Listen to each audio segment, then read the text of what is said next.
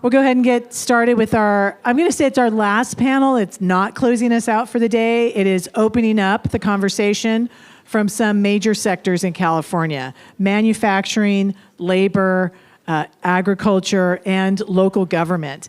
And of course, we could have had a panel with 10 other sectors on here, but these are ones that are significant, and they've just come up in the first two parts of the day. So as we chill the conversation, thank you very much. We bring our guests back in. We want to bring up our panel. So we have today, I told him it's Hunger Games to pick which table you want to get. All I know is that Dustin Gardner, who is just a fantastic author of something we all read every day from Politico, and journalist in general, thank you very much. And also delighted to have Emily Rooney from the Ag Council, thank you very much. Carolyn Coleman from Cal Cities, California League of Cities. Lance Hastings from the California Manufacturers Association, who used to be in this spot when it was a gray brick cavernous building, and also Jeremy Smith from Labor Fed. Time for a conversation. Take it away, Dustin. And let's welcome them. Thank you. Well, thanks so much for having us. I'm really excited for this conversation. We have a great roster of folks representing very different parts of the economy and the workforce in California. So I want to start with a topic that has just been ubiquitous in Sacramento and in cities around the state: data centers. Everyone can't stop talking about data centers.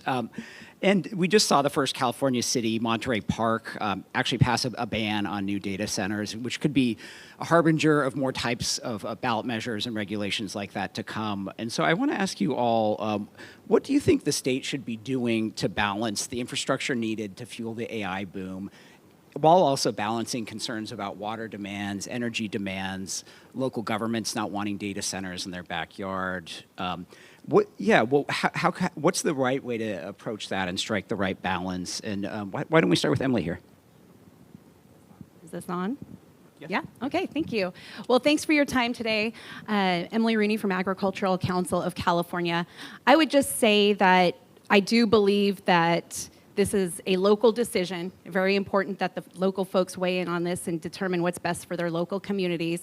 From an agriculture perspective, I would say probably what I see as a potential challenge or opportunity for some of the ag or rural communities is it is highly likely, because of the Sustainable Groundwater Management Act, there's parts of agriculture in the Central Valley that will likely go fallow. So Sustainable Groundwater Management Act is basically a regulation on groundwater pumping, and it's anticipated to pull some farm ground out of California. And it's likely that these localities are going to be looking for something to put there.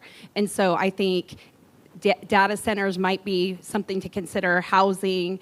There will have to be some other alternative use for the rural communities. So I do believe that we become sort of more of a target for some of these communities, especially as the urban areas are voting against data centers. Yeah. Carolyn, can you speak about this from the perspective of local governments?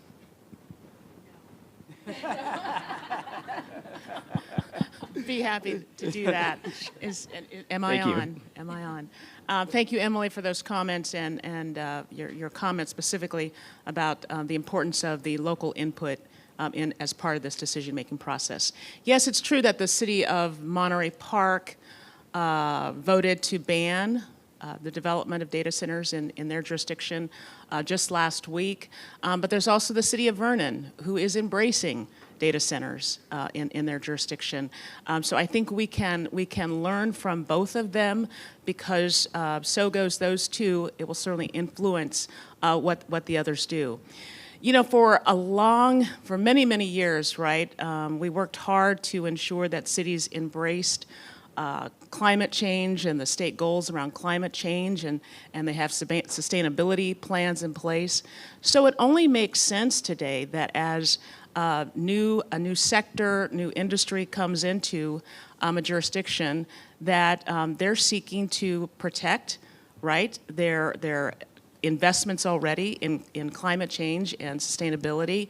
It makes sense that they have thoughts about how infrastructure is deployed in their community.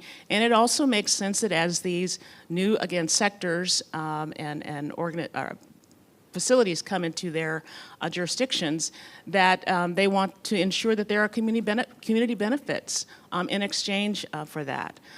So I would say, as a state, these data centers are not going away. This is going to be about where they decide to go, depending on what kind of reception they can receive in places. But we're encouraging our cities to try to get in front of this. Instead of being reactionary and waiting for it to happen and then decide what you're going to do, why don't we plan a framework for considering data centers in our communities, and a framework that involves consultation with not just the neighboring community, but also with the state and other stakeholders who might weigh in on this. If we don't, I'm afraid that we might find ourselves in the same position we're in on housing. We're waiting for it to happen to us, and then we're all going to be in our camps because there's no coordinated plan. I think Dustin used the reference to, he didn't use the term YIMBY or NIMBY, but he was very close to that. So I think we have a window, we have an opportunity to be thoughtful about how data centers are deployed in our communities, because there are benefits to having that sector here in California and not just somewhere else. Thanks for that. Lance, how is industry thinking about this one? Data centers are the shiny new object, but it's based on the other shiny new object called artificial intelligence. And those are the two things that I think most Californians are struggling wrapping their minds around, particularly AI, but the support infrastructure that is necessary to provide for the advancements in AI is really important. And proximity does have its advantages. So a data center for support in California can't be located in Kansas. That doesn't make any sense. So we have to find the places in this state where it will work. The unknown thing, although it's been brought up by the panel, the amount of water and electricity required for a data center, it is incomprehensible. You can't imagine how much water and electricity is needed for one data center, let alone several. We're also the fourth largest economy in the world that needs that support. So the conversation that we should be having is, how do we enable data centers and the communities in the right place the right way? And that is going to require conversations about water usage and permitting and electricity in particular. How do we get that there? The sad part is if we don't reach a conclusion on that, we won't have data centers, then California won't be able to have nice things. So we have to admit we are in the midst of a technological boom, the likes of which, I'm going to go a little bit hyperbolic on you, humanity has never seen. The things and the data that we're doing right now, incomprehensible, but it's happening. And California, unfortunately, has lost out on other things over the years because we're not ready for it and our regulatory structure doesn't support it. So we need to have a modern discussion about the modern problems that we're facing and strip back what the historical limitations are on that and have a different kind of honest conversation, because we will need data centers to support the advancements in artificial intelligence as we go about the next couple of months and years, because it's happening that fast. So I think we're using historical lenses on a modern problem, and we have to change that. Jeremy, there's a lot of jobs at stake here for electricians and other parts of the trades. How are you thinking about this issue? Well, thank you. We certainly are thinking about this issue and reacting a lot. I mean, there's a handful of bills in the legislature this year dealing with data centers, but a lot of the members that I represent from the construction part of the labor movement will get a lot of work out of these. Unfortunately, once they're built, I made a joke earlier to Carolyn, it might take 500 people to build it, but 10 people to run it. And so where are the jobs going to be once they're there?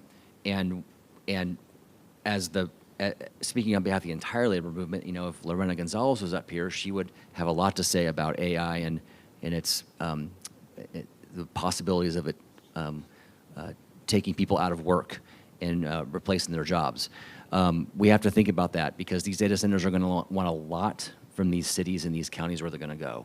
They're going to need permit reform, land use changes. They're going to use a lot of water and a lot of electricity. So what are we all going to get? What are Carolyn's members going to get out of that? And it's an important thing to think about. They're coming so fast that I fear that some policymakers aren't thinking about that part of it. We're just trying to react to what's right in front of us. But there's a tremendous amount of work there for the construction industry, and we're ready for it.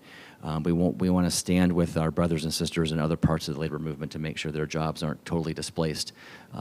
There's some consideration about what these mean as they become more prevalent.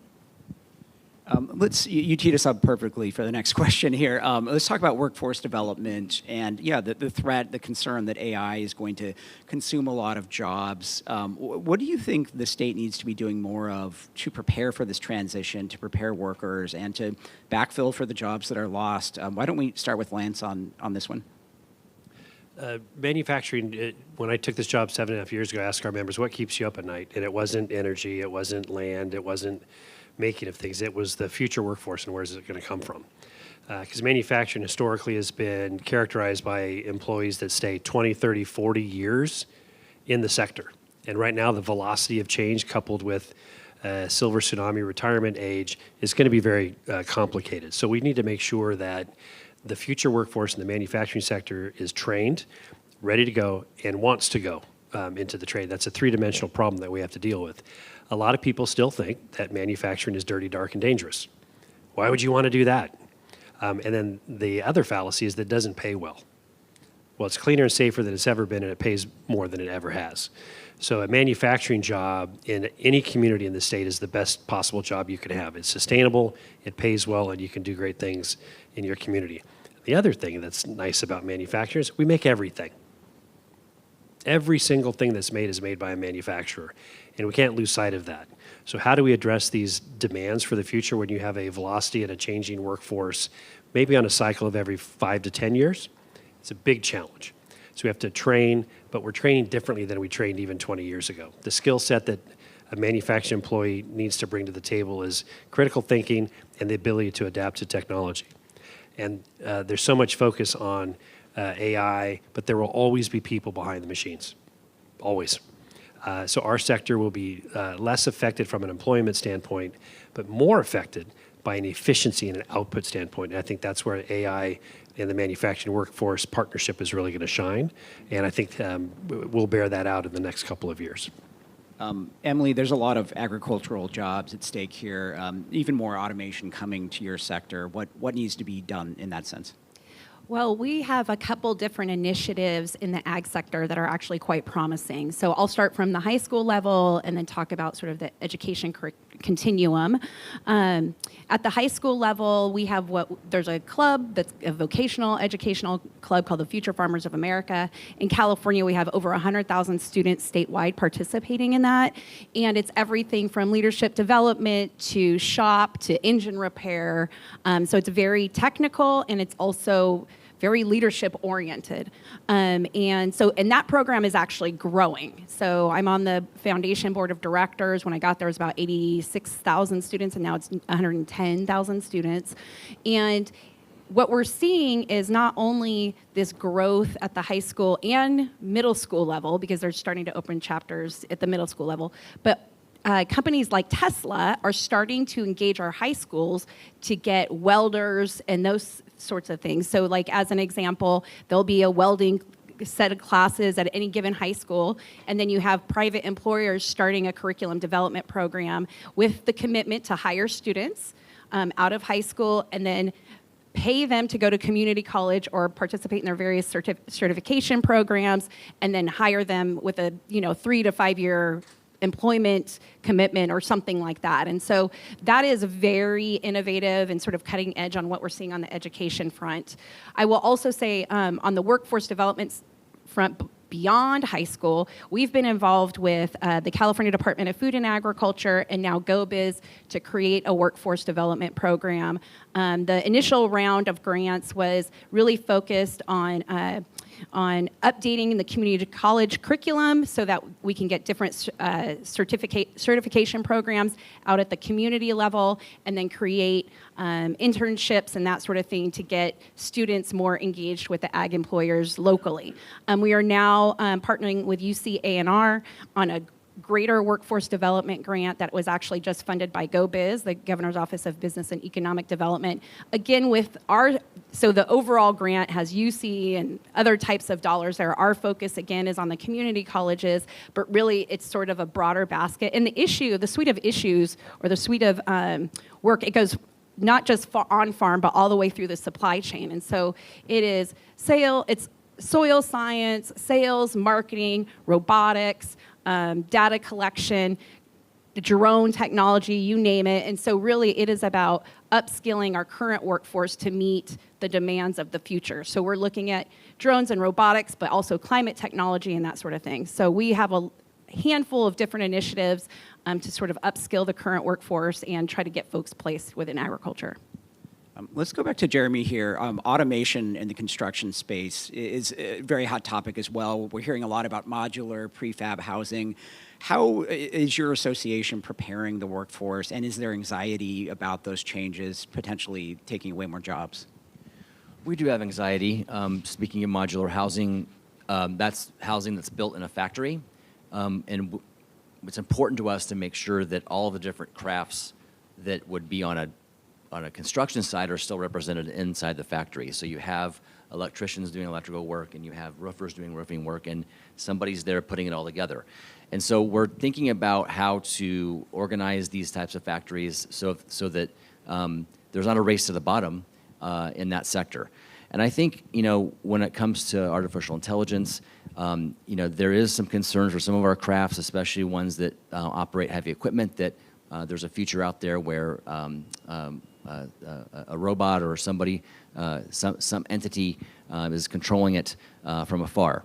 But a lot of our crafts, I don't know if ChatGPT could ever swing a hammer or dig a hole, right? And so maybe someday they will. But I don't want to say some of our crafts are future-proof, but we are certainly thinking about this in that space. And to pick up on a couple earlier points, the Manufacturers and Technology Association and the State Building Trades, 2 presidents before you, 4 presidents before me at my association created the Get Real Coalition, Relevance in Education and Learning, and it speaks to kind of what you just said, where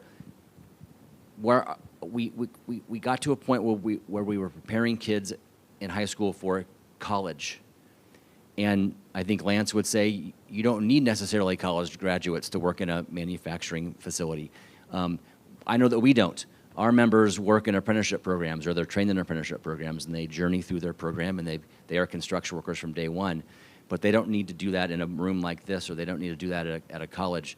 And so we've been thinking about this for a long time. How do you get policymakers to understand that there's a world of work out there, a lot of careers where you can learn what you need to learn in high school and then get trained by your employer to do a great job, whether it's farming, whether it's manufacturing, whether it's construction.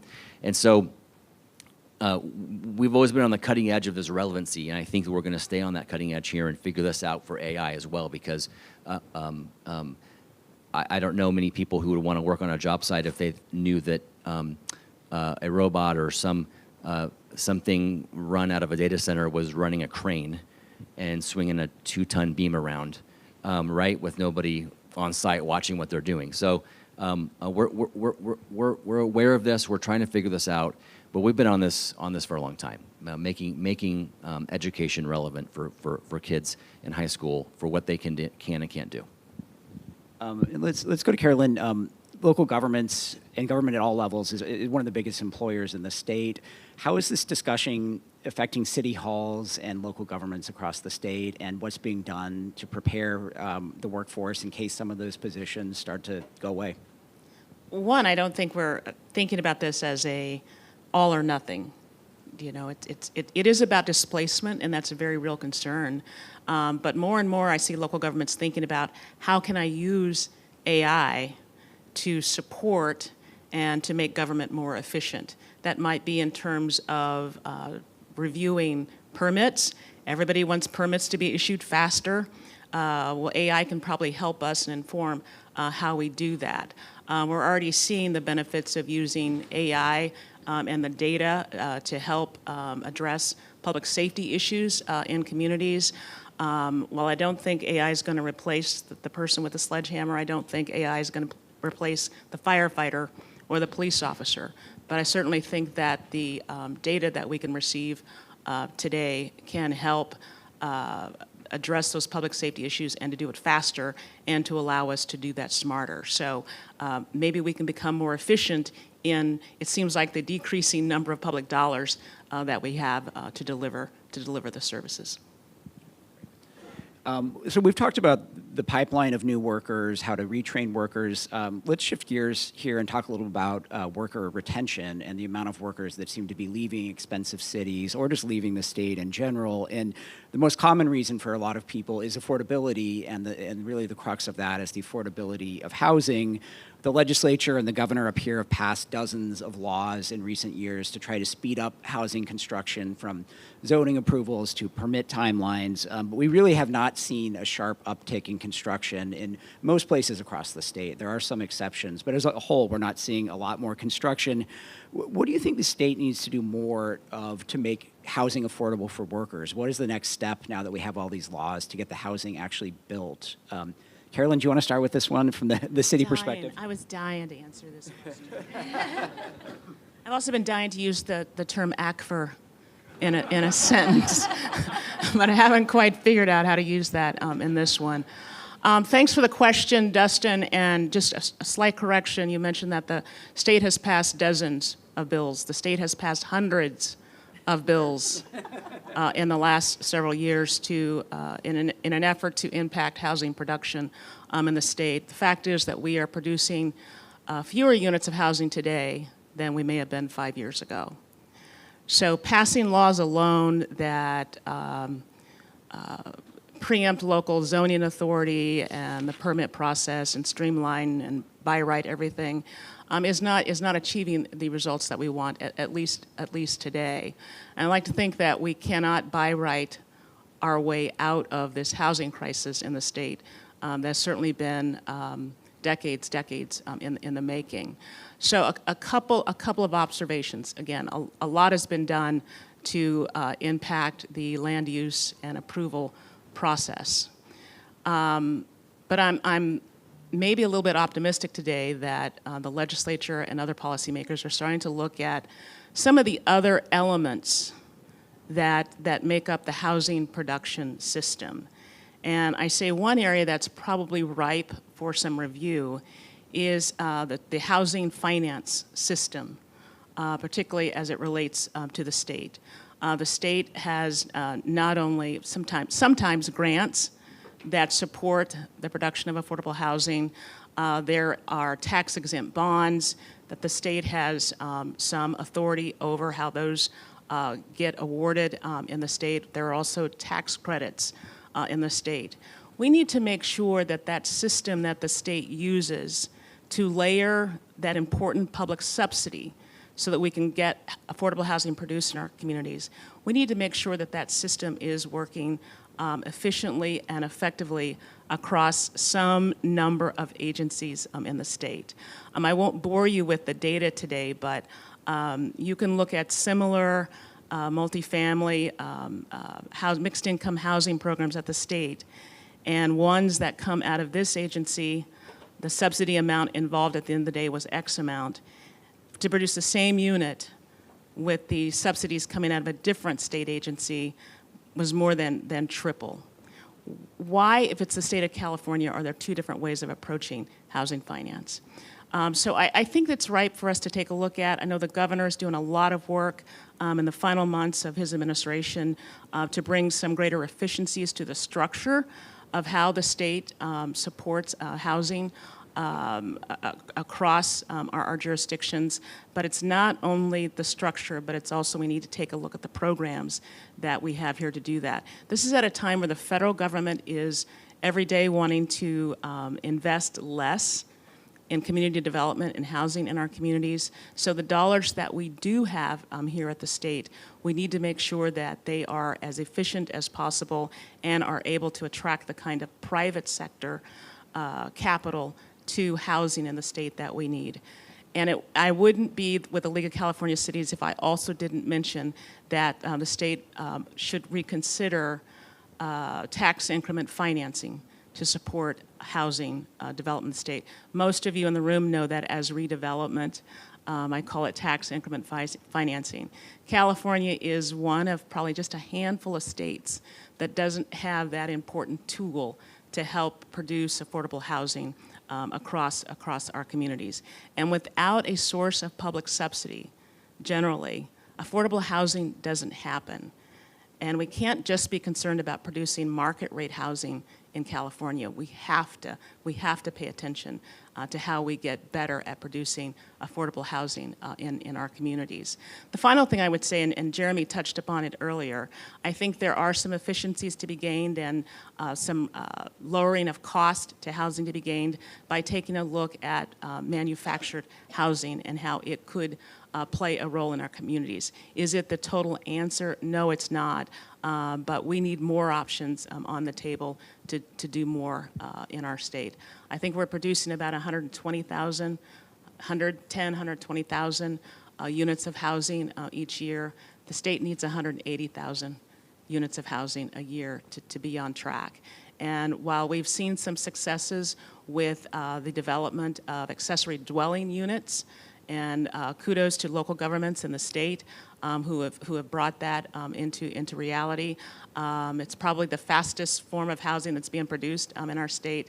ADUs aren't the answer for everyone across the board. So there are more options we can look at. We appreciate the spotlight that we have had as local governments as part of this housing conversation, but there are certainly other factors and other elements that are impacting how and where and how much housing we're producing in our state that I think also deserve as much attention as we go forward. Jeremy, we've had these hundreds of bills passed, but the needle's not moving to where we need it. What needs to happen to get us to a better place? That's an easy question. Not really. If you've been paying attention to the housing fights over the last decade, no one would confuse the State Building Trades or myself of being advocates for developers. We care very much about the workers who are building the housing, and if we're going to take to thwart NIMBYism, if we're going to take local control away from how housing is built and permitted and sited, we need to make sure the workers building the housing are taken care of. And they're not just the poor folks down in the Home Depot parking lot looking for work, which is where some of these workers come from. That being said, it is a very Byzantine process to build housing in the state. I do understand some of the arguments that developers make about how hard it is to get financing, how hard it is to get the public financing that Carolyn mentioned, and a litany of things they have to go through to get something built. I think that there's work to be done on that side of it, and particularly the financing side of it. There are over 60 CEQA streamlining bills in statute right now, streamlining some part of CEQA. That's something that developers always talk about. There have been the big bills that have passed the last 5 or 6 years: AB 2011, SB 35, SB 423, a couple others, and developers still aren't building. And so the answer to your question, I think, is the financing part of it and the profit part of it. Affordable housing, all housing is expensive, and there's lots of reasons that developers have no say in about why it's expensive. From a change of administration in Washington, D.C., to the economic policies of that administration, to the cost of wood, the cost of nails, it all goes into it, right?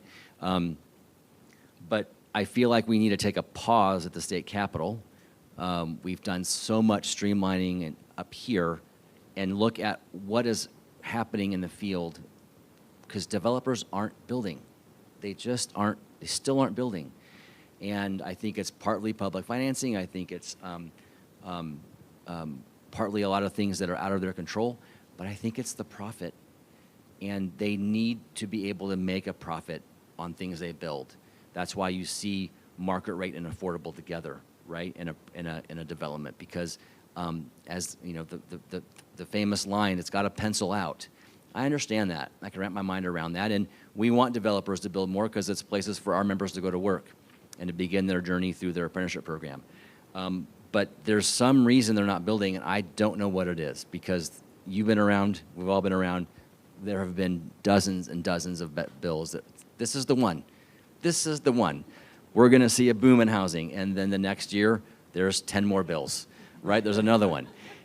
So I don't have the answer, but I feel like it's a couple things. It's the profit, and it's smoothing out the Byzantine process of getting permitted and getting entitled to build housing. There's hundreds of thousands of permitted housing units in the state that aren't being built. Thousands in the city of San Francisco, thousands in Los Angeles County, and they're not being built. And so it speaks to your members, Carolyn. They're doing the job on a local level, right? You're approving projects, but they're not being built. And why is that? I just don't know. I'm sorry. Well, no, that really is the mystery. Emily, Lance, do either of you want to weigh in just on how this is affecting your workforce and the members in your associations? One thing I would say, ironically, through our workforce development efforts, were what we learned is affordability in this housing situation at the granular level is absolutely impacting our ability to retain and attract workers. As an example, a local community college can offer a certificate in whatever data, AI, drone situation you have, but if the employer is, if the students are in the San Joaquin Valley, but the employers are somewhere closer to the coast, those folks simply cannot afford to move. And so we saw it as sort of a structural limitation in our workforce development program in terms of being able to just move students around to where the employers are. So we've been thinking about it from that strategic perspective as well. And I know we're going to talk about CEQA reform later, but the Chamber is moving a ballot initiative to assist in the CEQA reform effort that I think will help, along with the hundreds of other bills, to help with the housing situation. Lance, do you want to touch on that one too? Yeah, I'll try to do a 60-second opus right here. The reason that we don't have enough housing in California is because California is overregulated. Full stop. It's like a Jenga, the economy is like a Jenga game, built upon layers and layers and layers and layers and layers. And the weight at the bottom is more felt than at the top. And we keep adding every year. Thousands of bills have been introduced over the last decade, each adding something new, which costs more money and adds to the cost of the home. Residents in other states don't have that same kind of problem. That's why their housing is more affordable.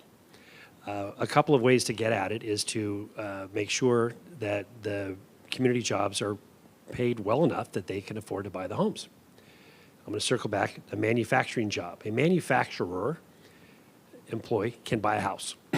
That gets at the top end of the affordability crisis. The bottom part of the affordability crisis, we have to make opportunities for everyone to get into a home.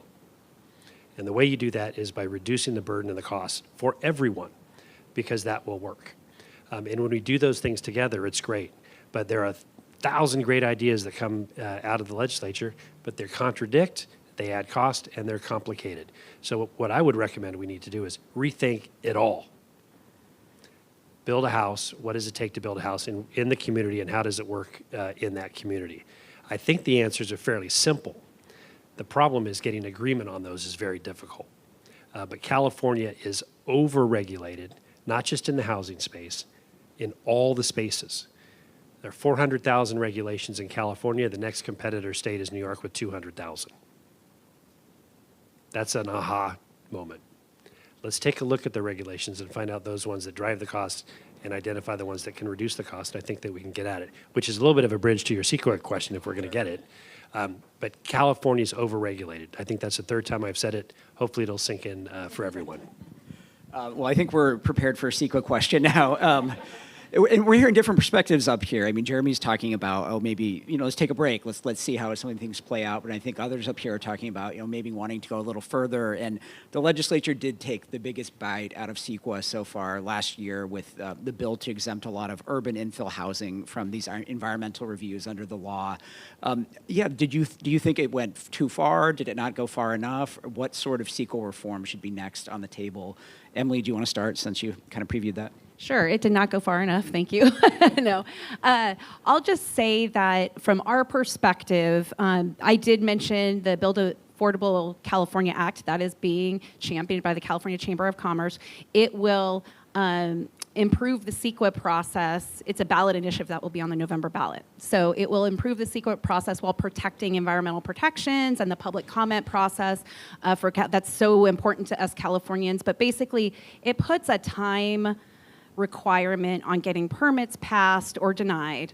Also, there's a judicial shot clock on how long it takes for a lawsuit to get filed and those sort of things. So it just puts time specific on different types of projects. And it's not just housing, it's water infrastructure, schools, hospitals, things that you need to also build into these communities where you're going to see additional housing. And so, we didn't get here overnight. We're not going to be able to unwind this overnight. So it doesn't surprise me that we have all these attempts to try to fix things, and it's just not the silver bullet. It is a very complicated process, but I'm hopeful that as we keep taking bites at the apple, eventually we'll see reform. We had a gubernatorial debate or forum on April 1st. We had 6 candidates there. Every single one of them talked about the importance of regulatory reform. And so it's no secret that the state is behind when it comes to economic development and building projects and that sort of thing because of our regulatory issues. And so we will have to keep pushing to try to get this thing turned around. So yeah, thank you. Great. Carolyn, how are you thinking about this one? Have we gone too far, not far enough? What's the local perspective?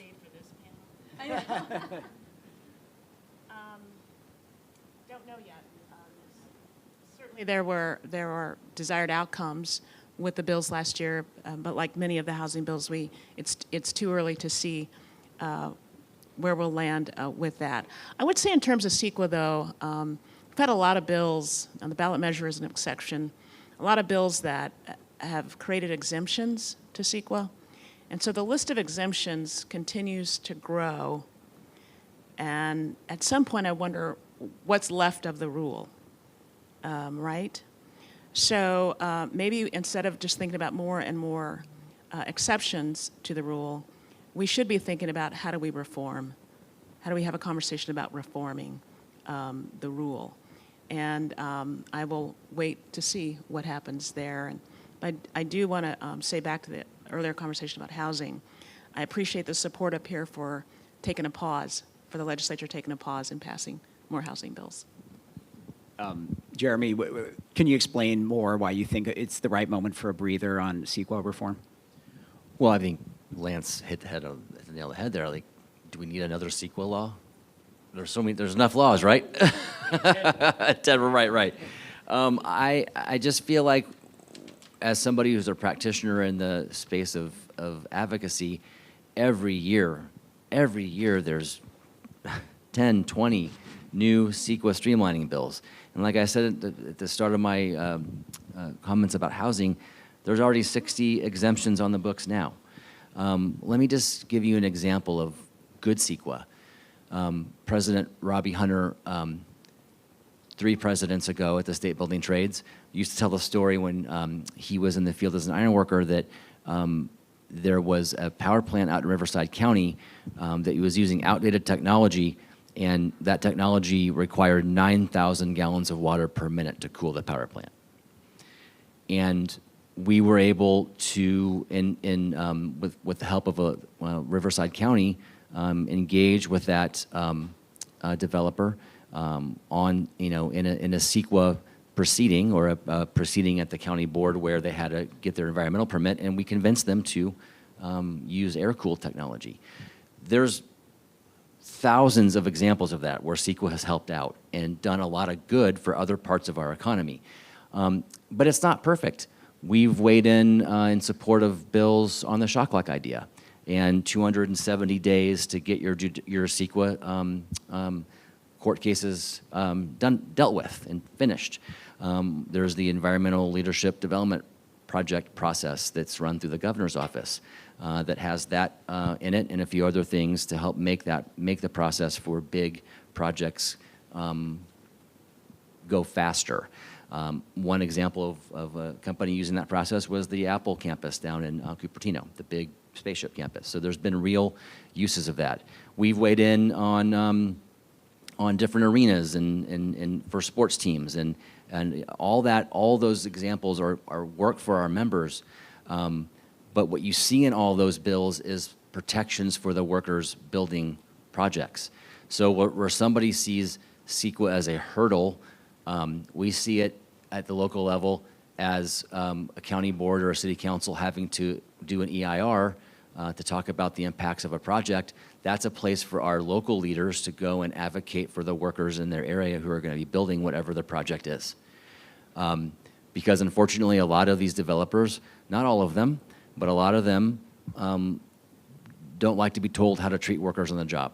That's why I have a job, advocating for worker health and safety, wages and benefits. And so those places for us to stop at the local level and say, hold on a second, what about the workers? We protect that as much as we can. And so when Bill's up here, you see a lot of, quote unquote labor language. And now the vernacular is the SB 423 labor language, right? Which dictates certain heights of housing where certain labor standards kick in. But bills that have a statewide effect need to have language and amendments added to them so that the workers who are building whatever is being contemplated under the bill are taken care of and protected at the local level. So CEQA is not perfect. We have never filed a CEQA lawsuit, but we have raised objections during the process of environmental impact reports in CEQA on the local level about examples like I gave at the start of my talk here on CEQA, but also just as a way to remind local elected officials to not leave the workers behind who are going to build whatever's being contemplated in that point in time.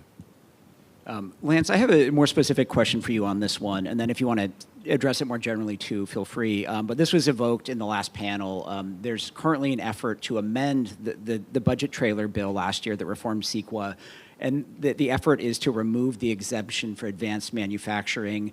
Can you, first of all, tell us what is advanced manufacturing, and second, why do you think it's important to maintain this exemption in the CEQA law? Yeah, thanks for that question, actually.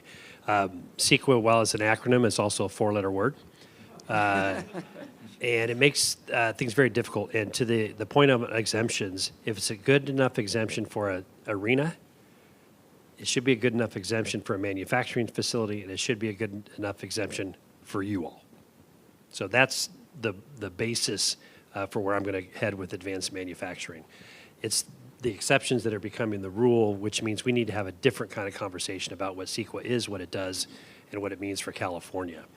Last year, we were successful in obtaining, hard-fought, some CEQA exemptions for advanced manufacturing. What is advanced manufacturing? It's the shiny new thing in the manufacturing space that makes people feel good about talking about manufacturing.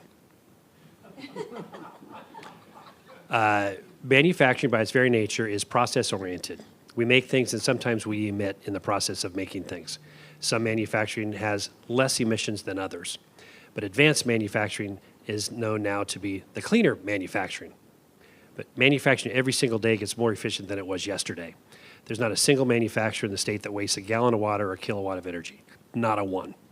If we wasted it, we'd be out of business. So there's a competitive drive within manufacturing to be more efficient and more cooperative with the environment. That's what we do. So we had success last year. Just this year, legislators are trying to take that back. So it was hard fought to get it, and it's going to be hard fought to keep it because some in the legislature think they went too far last year. You know what? We shouldn't have given that exemption to advanced manufacturing. Well, back to my earlier point, if you can't recognize the economic contributions that advanced manufacturing, let alone regular manufacturing, has to the state of California, you've missed the plot. We shouldn't have to come back just a year later. They haven't even let it go into effect yet to see how good it could be for advanced manufacturing before retracting it. So you can probably tell I'm a little bit agitated on the matter. But imagine you gaining something, and less than a year ago it's being taken away. Because we're getting caught up in the words rather than getting caught up in the policy, which is to say CEQA has created a lot of expensive burdens for the state of California, while may or may not have improved the environment. And that's the kind of conversation that we need to have, and we all need to have it together. Well, I feel like we could keep going on CEQA forever, but we do have audience questions coming up at the end. Before we get to that, though, I want to get a couple more topics in here. Back to affordability, we've talked a lot about housing and environmental regulation, but there's many areas where high costs are squeezing businesses and their workers. Can you each list an additional area where you would like to see the state prioritize lowering costs? Carolyn, do you want to start? I would say, besides us needing more resources for housing and homelessness and my list, which may come up later, I think we're going to have to address the healthcare cost. Those are impacting every employer. We're going to have to deal with the impacts of H.R. 1, the big bad bill, at least from that perspective. And I see the counties in the room here, and I know that's high on their list. But these, the loss of this support and this kind of care is certainly it's going to land in our communities. And we as a local government don't have and aren't structured to have the resources to support those families that are going to be potentially left out and in need. So I think that's a high priority that the state needs to address in the budget. Okay. What about you, Lance? I think once we identify the cost drivers and address those, we can really get at the affordability crisis. But I made a point a couple of months ago that, yes, we are in an affordability crisis, but that doesn't mean we need to bring everybody up to that cost level. Let's identify why they're that expensive and bring that back down so we can have equilibrium for everyone. Healthcare costs, great example. CMTA is, you can argue, is a small business. Our costs have gone up 12 to 15% per year, every year. So you don't have to be a mathematician to realize in 6 or 7 years, that's a 100% increase. Small little operation at CMTA. And I can only imagine when you extend that across everyone else, that adds to the complexity and the affordability challenges. The price of fuel, the price of food, the price of everything has gone up so dramatically that everyone is anxious about not their future so much, they're anxious about next month. So we need to look at those cost drivers, remove the layer upon layer upon layer of regulation, which are cost drivers, and kind of get California back on a track that made it the attractive place that it is. It used to be the California dream. Some would say it's kind of a California nightmare at the moment, but it should be a California promise that if you come to California, you're going to have the best opportunity of any American because it's here in California. And I think we've kind of lost our way a little bit, and it's time to bring that back and have honest conversations with each other about what those solutions might look like. Emily, what's a cost area on your mind? Yeah, thank you. So I would be remiss not to echo Carolyn's concerns about healthcare. I'm on the board of Valley Children's Healthcare in Madera, and it is front and center from an affordability perspective in terms of our local conversations there. And we are already seeing challenges in that space. From the ag sort of state budget perspective, to the extent the state is going to continue to push on environmental and other types of ambition, we would like to see investment in those areas, and that would include climate investment. So we have some programs in the ag space that would reduce emissions that the state has historically invested in recyclable and compostability, the packaging space. Everything has to be 100% recyclable or compostable by 2032. We'd like to see the state invest there, because what's happening is if the state doesn't make those investments, it drives the supply chain costs upward. And so I know there's a lot of concerns about food prices. I can assure you it's not going to the farm level, it's getting absorbed in the supply chain, and it's due to some of these ambitions that the state has. And so that's where we would like to see some of those investments be made. Jeremy?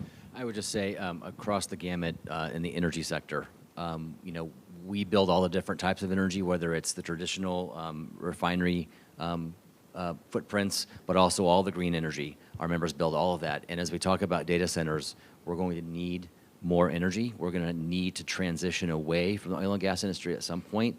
And, Governor Newsom has led on that here, sometimes over our objections. and we've lost a couple of refineries over the last couple of years.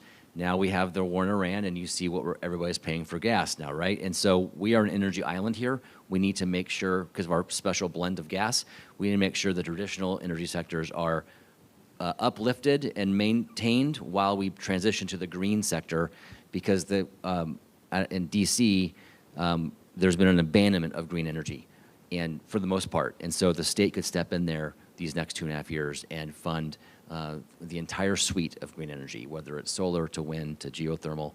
But we need to step in where the federal government has stepped out in that space. Okay. Well, thank you all for these insights. I think we're ready Thank for you. audience questions. Yes, thank you, Dustin. Great questions. I know we're going to have some terrific ones from our audience. So I'm looking over here on this side, and I'm looking over here.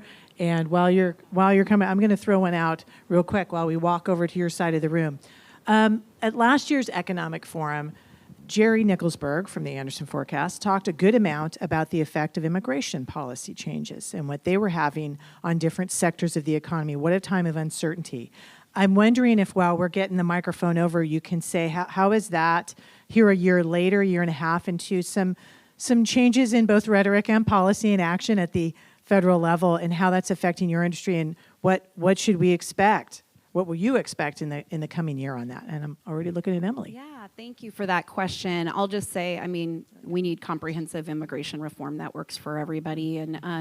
But what we saw immediately was, even if we were not having ICE raids in California, the sheer threat of them prevented the workforce from showing up. And so we saw some harvests and things like that kind of went afoul because of that. We are we rely on our foreign-born workers and their families and their communities, and that's a huge concern for us. And then we also end up in this discrepancy between state and federal regulations on I-9 status and all of that kind of stuff. And so it's very sticky for us, those of us in the state of California. Our primary concern is to protect our workers and make them feel safe. And so we went through several programs internally to try to deal with that. But it's even if it's not happening in the state and we've got sanctuary status, the threat of that really, really is unnerving to us. Thank you. Anyone else on the panel? Just kind of curious. All right, Carolyn. Yeah, I'd echo a lot of what Emily said. The threat of raids has actually fueled a sense of distrust between the local police community and our residents, and we have spent years and years rebuilding that trust. But the federal efforts threaten that. We wait and we see, but it's a big concern, and it's the ag industry. It is a cross industry in our communities that we're seeing the chilling behavior, and folks afraid to go to school, folks afraid to go to church, to the grocery store, and all of that. So we stay vigilant and on top of it, and working hard to help ensure that our residents understand their rights when it comes to immigration enforcement, and that they understand who they can call and who's there as a resource that can help. Thank you. All right, I see a question over on this side of the room. A lot of the issues in California, the overregulation, the lack of housing, and the high costs, are because we, the voters, have voted for people who implement these policies. Part of that is related to, I think, Prop 13, where it is very convenient for existing voters who are homeowners to say no to things, and then they benefit from it because they keep the supply of who gets to have affordability in California limited, while benefiting from it from the rising asset prices of their homes. Would any of you guys like to comment on that?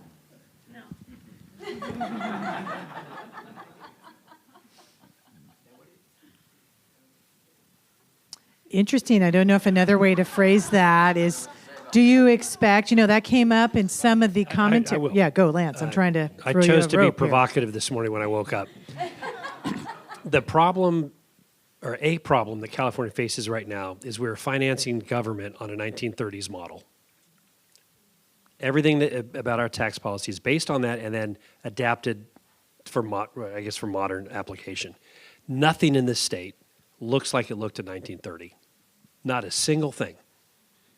Yet we continue to finance it that way. We need to have a different kind of conversation about what's the best form of government and size and all that we need, and then how we're going to finance it. There's probably a really easy solution in there across the board to help everybody. It's the way we have that conversation is different. But I will posit nothing in California in 2026 looks like it looked in 1930, including this room. That is true. This room would not have looked this way in 1930. But we keep trying to rekindle something and base it on I'll say a failed tax structure, not a flawed, but a failed tax structure. And our chairman's in the room, so I'm sorry, Mr. On. Well, thank you very much. We also have Regent Rusty Arias here, who's going to ask the next question. Thank you, Catherine. For any of you, more and more I hear discussions about value propositions. The value proposition of getting an education, the value proposition of owning a home, the value proposition of a job, not just amongst young people, but also their parents who historically have guided them in life. For any of you, how do you answer that question? Why should you invest in an education? Why should you invest in a house? The old assumptions just don't seem to be holding up right now. So anybody who wants to take that one on, convince us. And all the easy questions here today. Right. This Great is one. no tougher than my boardroom, I assure you. I think from an education perspective, and I came out of UC Davis, I think the question is really around the cost of an education versus the opportunity once you come out of whatever institution you are participating in or enrolled in. And so that's why I think a broader look at the trades and that sort of thing become more attractive to students as they're graduating high school. For housing, if we can, turn CEQA back and all the other problems with housing, it still becomes your most important asset over time, right? And so in terms of providing stability. So I still think the value proposition is there. We have just, as a state of California, overcomplicated things, frankly. And I think Lance knows how to fix it. And Carolyn. Someone who relocated to California and chose to come to California about 10 years ago. Knowing all of this, I chose to come to California.